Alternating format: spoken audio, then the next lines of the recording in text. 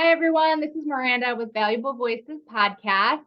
My friend Tammy brought me another beautiful lady. I cannot wait to hear your story. So, Sandra Jones, thank you so much for being on. Thank you. It is really just a pleasure for me to be on and visit with you this morning.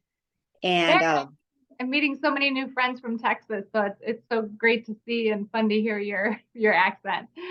Beautiful. Well, yeah, let's dive right in. I want to hear your story, Sandra. So, just kind of dive in and tell us, kind of.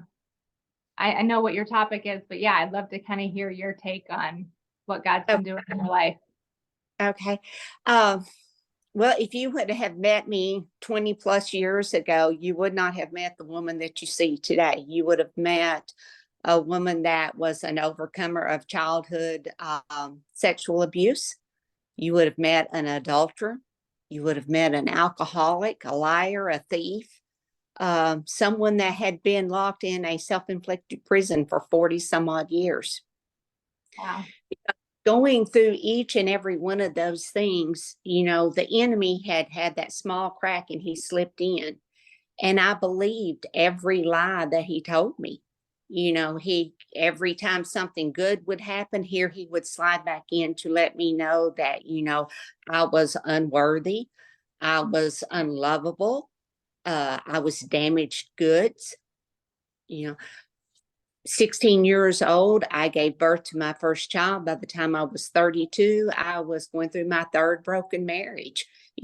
How could those lies not be true? I mean, look at the mess that I had made. I went through every bit of this. We wound up being homeless for a while in my truck. I told my girls, we were on adventures because so they wouldn't know. We would stay at my sister's house. We would stay at my brother's house. And finally, my one brother moved us into his dining room because we had no place else to go. And when you find yourself in that type of situation, those conditions, and here comes the enemy back in, you do believe that. Yeah. There's no way that he could not be telling the truth because look at you. Yeah. Just made a complete full mess of everything.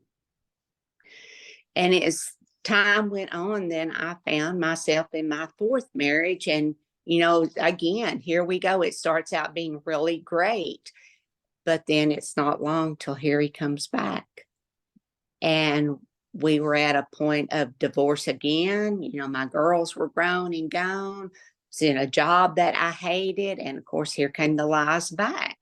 And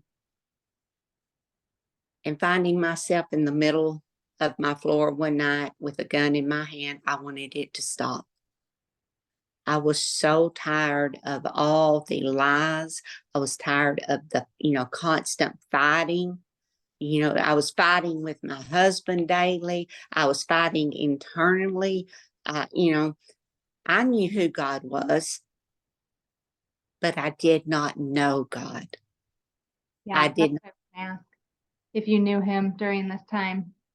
Yeah. Sure. I had been raised in church. I do every one of the little, flannel graphs of Bible school, the Bible stories, but I did not know who he was. I had no type of relationship with him. Yeah. I didn't fully understand what he had done on that day on that cross for me. Mm-hmm. How could anyone have done anything like that for someone like me? Because I was not worthy of those kind of things. I was so damaged. There's no way he could have been talking about me. So it just, it became overwhelming and I wanted it to stop. Yeah. I just needed an end to all of it. So my solution was I could end it all with that gun. Wow. And as I sat there that night crying out, and honestly, I couldn't sit here and tell you that, I was crying out for God to save me. Because again, I didn't know who he really was. Mm-hmm. I was just hoping that and praying that someone would hear me.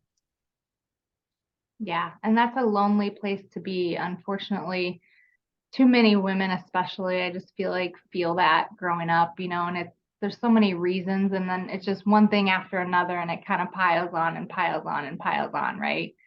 And it affects everybody so differently. I think just moms, especially, we're just so hard on ourselves. And if we don't take care of ourselves, we're not the best for our kids. But thank you for sharing all that and being so vulnerable. I know it's not easy, but let's get to the good news. So then what happened?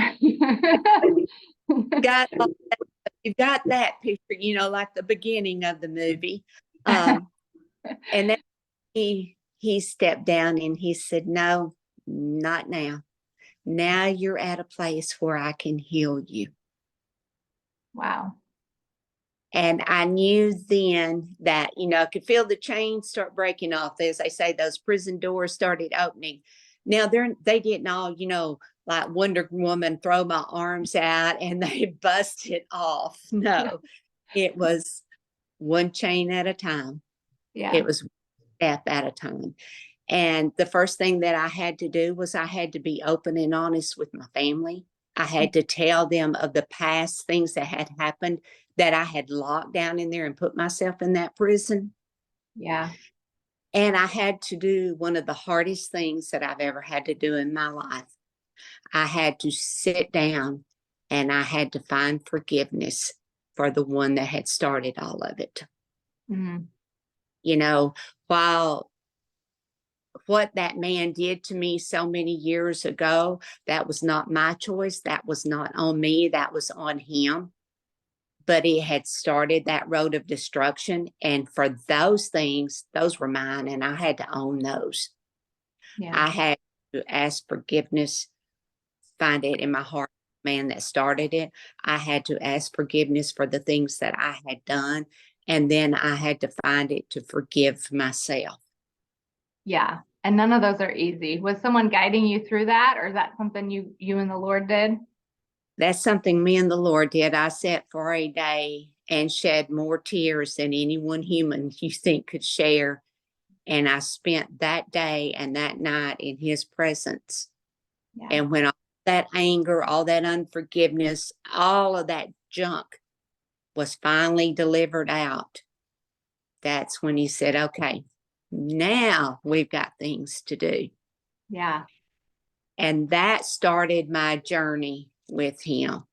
And he has brought me to so many different places, so many different people in my life that, the blessings that I have received, there's just, you can't even talk about all of them. He's given me a voice for those that can't speak for themselves. Yeah. He has given me a love for people that everybody else wants to throw away. Mm. Given me a compassion for every woman that thinks that they're unworthy of being loved because they have been locked in that prison for so many years. Yeah. He's used me inside the prison units. He's used me in street ministry. We're going up on about 17th or 18th year of doing that. Wow. I can't go back and change my past, but I don't have to stay there. Yeah. And through him and through that forgiveness from him, through that grace, that love that he has given to me, we can move forward now. Your past is your past. Mm. But like I say, you don't have to stay there. And if that's the only thing that you have to talk about that he's done in your life, then you're still hung right there. Those chains haven't completely been broken up. You've not found that complete forgiveness for yourself. And they're only going to come through one way, and that's through Jesus Christ. Yeah. I love getting to do what I do. I love sharing and loving on people. I don't care if you're the CEO of the company or you're living on the street. Yeah. Jesus still loves you. And that's what I want to share with people. I don't envy what someone else has. There are, speakers out there that are, oh my goodness, they are fantastic. They are. And I know that, in some ways I'm not there, and in some ways I am, and that's okay, Mm. because it's going to take every one of us. Yes. It's not a he said, she said, he can, she can do this, and no one else can do it, because God's going to bring us all together to work together. And that's what I love about it. Yeah. I I love want, yeah, I love I'm sorry. Mama Heart. I can just hear the love in your heart. And unfortunately, going through all that pain, well, it's horrible at the time, but now you can relate to people that are going through it. And that I feel like when people are vulnerable and share like that, that's when you really break the walls down, and people feel seen and less alone, because, oh, I'm not the only one going through this or that have gone through this. So I can just feel your heart and your love, and you're a beautiful storyteller. So yeah, I mean, I had goosebumps most of the time you were talking. So you just know God's all over it. So now you're And speaking. I'm sorry, do what? Well, so now I said you're speaking and how you're out sharing your story all the time. What's that like? Oh, I love it. I love it. Every time I step on that stage, I get nervous as everything, but I just always look at that like that's exactly the way I should be, because whenever I'm not nervous, then it's me and it's not him. Yeah. Um, we were in the prison last couple weeks ago, and I shared my story with a new group of ladies there. And, that was it. I could sit there and look out at those ladies and those tears coming down. And I knew that there was one part of something I had said Yes. that reached them, because they had been there and they didn't know that anyone else had ever experienced that by all, ways. How could any woman Hmm. that's standing in front of them delivering a message, how could she ever have experienced Yeah. these things that I've been through? Yeah.